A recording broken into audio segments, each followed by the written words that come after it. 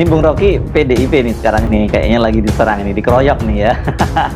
Akibat sikapnya mendesak pemerintah Prabowo untuk membatalkan kenaikan PPN 12%. PDIP itu sampai harus menjelaskan bahwa mereka nggak ada bermaksud menyerang Pak Prabowo. Ya, ini minggu ketika PDIP dibully rame-rame soal PPN 12% tuh.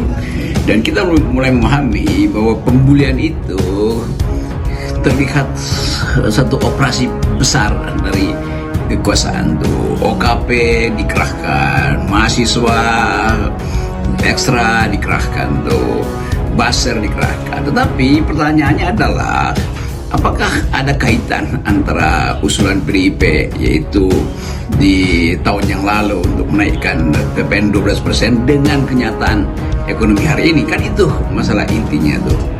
Jadi kita tahu bahwa pajak itu adalah cara biadab merawat peradaban. Karena apapun orang ingin dipajaki, tapi demi peradaban oke, dipajaki. Nah, seseorang dipajaki karena dia tahu dia dapat sesuatu. Seseorang dipajaki bersedia bayar pajak karena dia beranggapan bahwa akan ada perbaikan di masa depan, terutama dalam kehidupan individual dia tuh. Tapi kalau kita lihat hari-hari ini, PHK ada di mana-mana tuh, deindustrialisasi terjadi, nilai tukar merosot terus.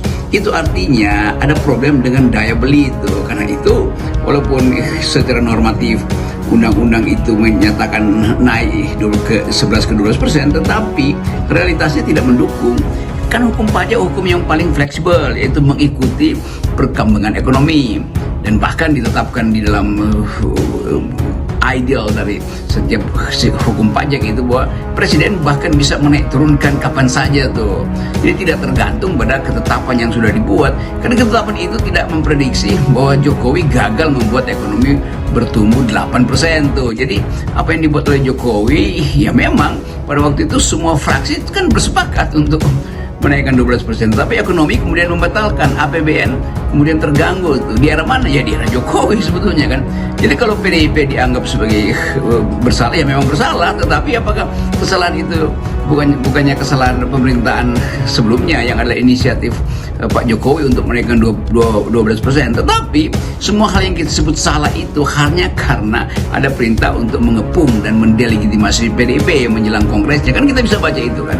Bagaimana mungkin ada semacam gerakan yang dipimpin oleh ya mungkin salah satu menteri di kabinet untuk mengerahkan opini publik bahwa kementerian ini harus mengatakan 12% masuk akal, kemudian sana mesti mengatakan 12% masuk akal tapi dengan imbalan insentif ABCD, bahwa 12% itu masuk akal. Oleh karena itu OKP ini organisasi ekstra yang mungkin disebut Cipayung Plus itu tiba-tiba datang dalam orkestrasi untuk menghalau pikiran-pikiran kritis masyarakat tuh, dengan menganggap semua adalah kesalahan PDIP. Memang, tetapi kita mesti lihat juga rakyat membuat petisi, dan petisi rakyat itu udah ratusan ribu untuk menuntut supaya PPN 12% diturunkan atau bahkan dihilangkan itu PPN. Jadi pikiran rakyat hari ini bisa beda dengan pikiran kekuasaan, hanya itu intinya tuh.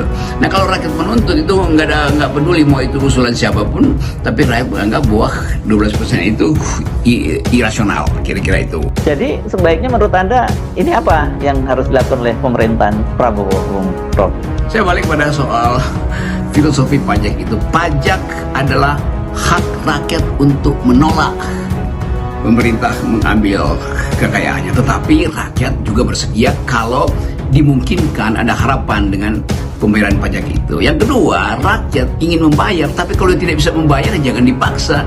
Kan itu akibatnya lama-lama dia ngemplang, lalu dia dipidanakan. Nanti begitu dipidana, diperiksa memang dia nggak ada uang, membayar pakai apa kan. Jadi itu prinsipnya tuh. Jadi kita mulai lihat bahwa perbaiki metodologi penagihan pajak itu mungkin lebih masuk akal tuh, karena banyak yang bolong juga dalam penagihan pajak itu. Jadi ada teman saya ini lagi nulis tentang metodologi, isu-isu di dalam metodologi penelitian. Ini sama juga nih, dalam penelitian pajak mesti ada cara baru. Misalnya kita mau tahu pajak itu dipukul rata, tidak. Sekarang orang mulai melihat secara fenomenologis, petugas pajak itu atau hukum pajak harus melihat kenyataan fenomena sosial di Indonesia bahwa si ini tidak mampu bayar pajak karena dia mesti nabung uang untuk rumah saudara-saudaranya tuh atau keluarganya. Nah kalau dia lagi nabung untuk basic needs yaitu rumah, maka dia mestinya mengatakan saya nggak bisa bayar pajak loh. Walaupun saya punya uang, tapi saya mau pakai untuk pangan, untuk sandang, untuk perumahan tuh, untuk pendidikan apalagi tuh.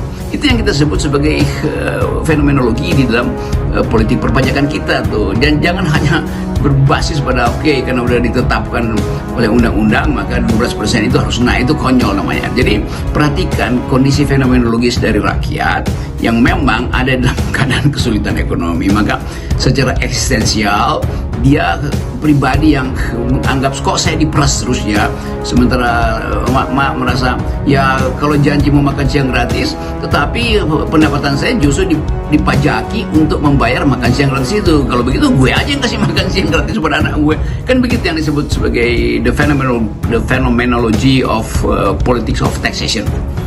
Kira-kira begitu.